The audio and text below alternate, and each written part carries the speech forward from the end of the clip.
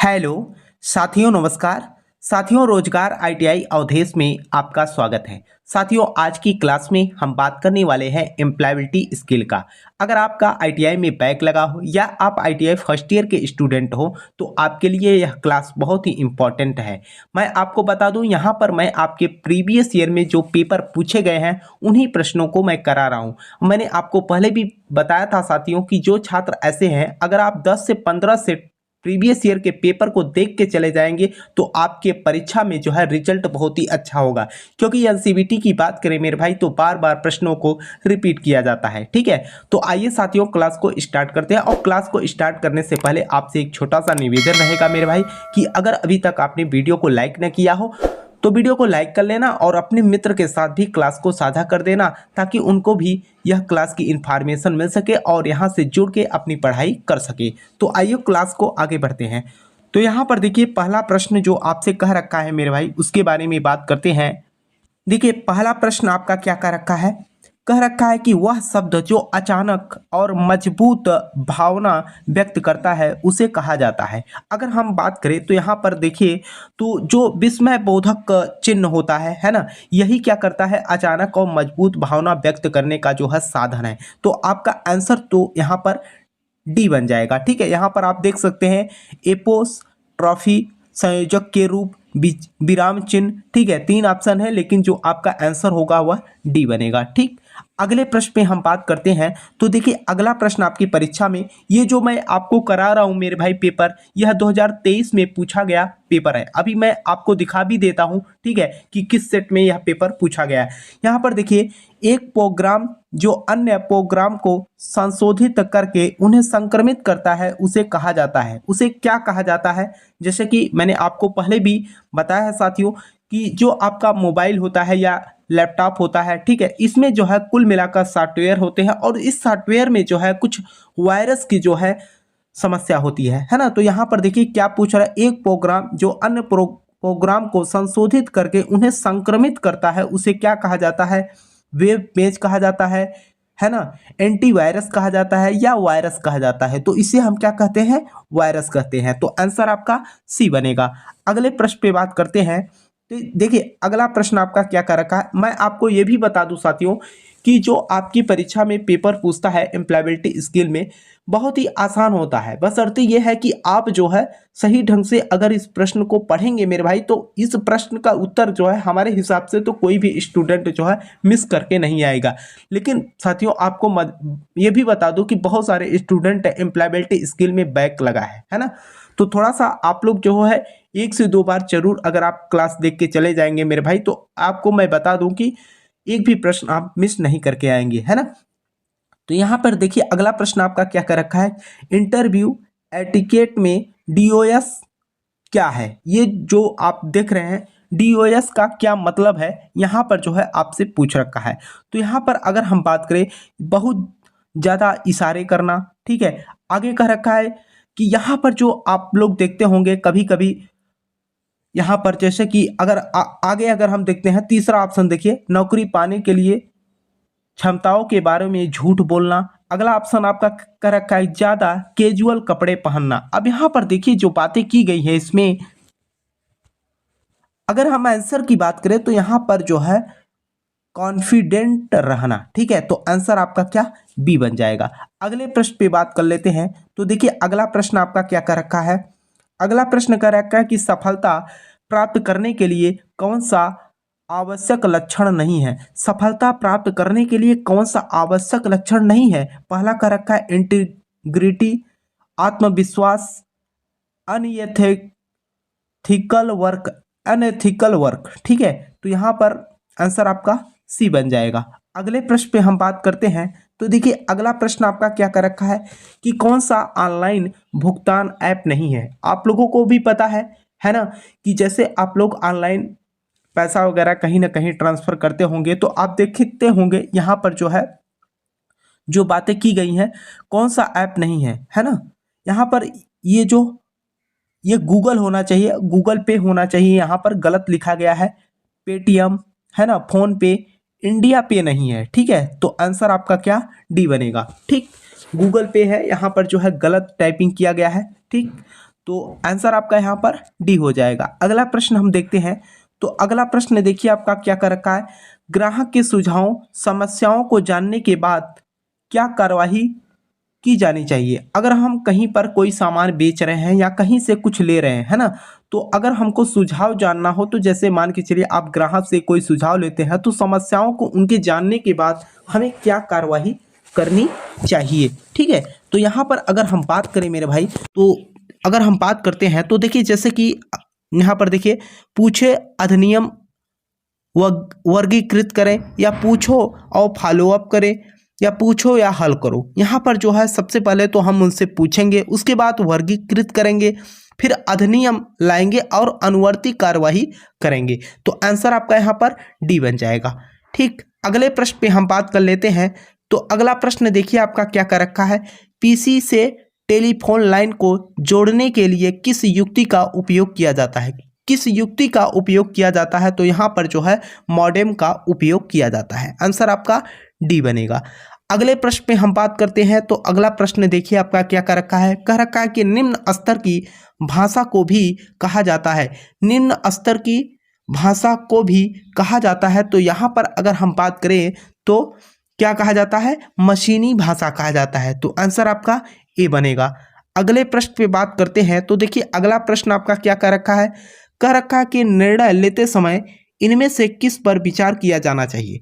निर्णय लेते समय इनमें से किस पर विचार करना चाहिए। आपकी व्यक्तिगत प्राथमिकताएं जो होती है उस पे हमको जो है विशेष रूप से विचार करना चाहिए। आंसर आपका ए बन जाएगा।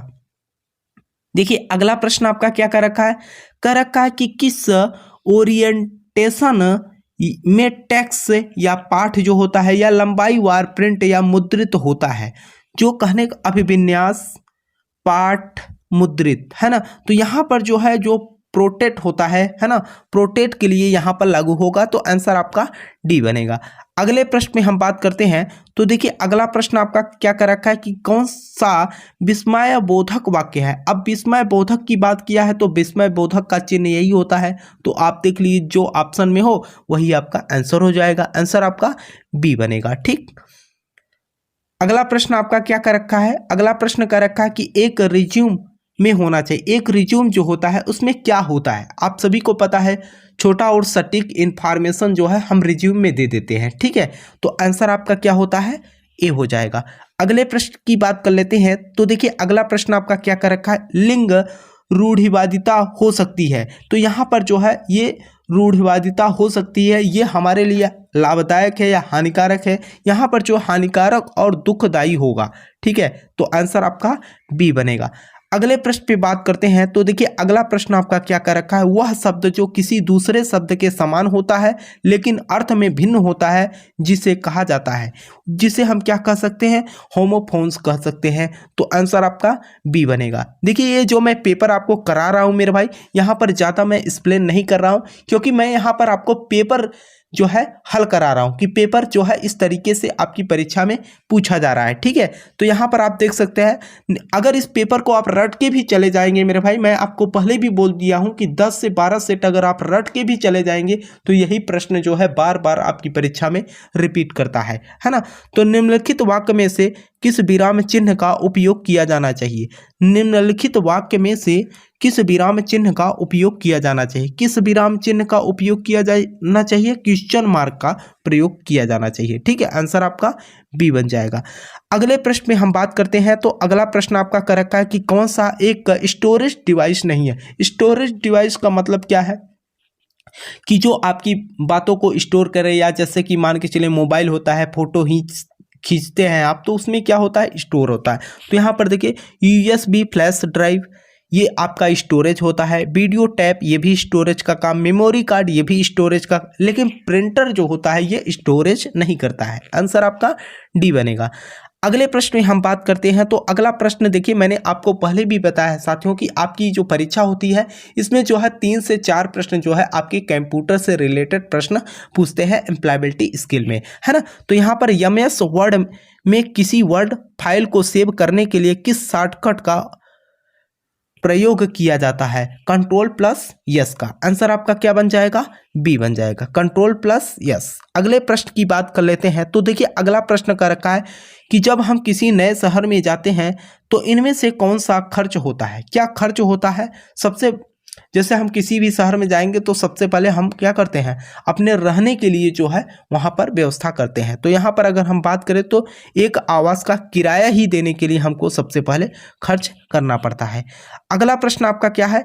अगला प्रश्न देखिए, तो अगला प्रश्न कह रखा है कि साक्षात्कार काल प्राप्त करने के बाद अगला कदम क्या है? अगला कदम क्या होता है? रिज्यूम भेजे, साक्षात्कार में जाए। जी हाँ, जहाँ पर आपको इंटरव्यू के लिए बुलाया जा रहा है वहाँ पर आपको जाना पड़ेगा जब आप डाटा किसी को देने के बाद। अगले प्रश्न पे बात करते हैं। तो अगला प्रश्न देखिए आपकी परीक्षा में क्या पूछ रखा था कि कंप्यूटर का आउटपुट डिवाइस कौन सा है? कंप्यूटर का आउटपुट डिवाइस कौन सा है? ये चारों ऑप्शनों में पूछ रखा है। माइक है या कीबोर्ड है? ये प्रिंटर जो होता है आपका क्या होता है? आउटपुट डिवाइस होता है। आंसर आपका सी बनेगा।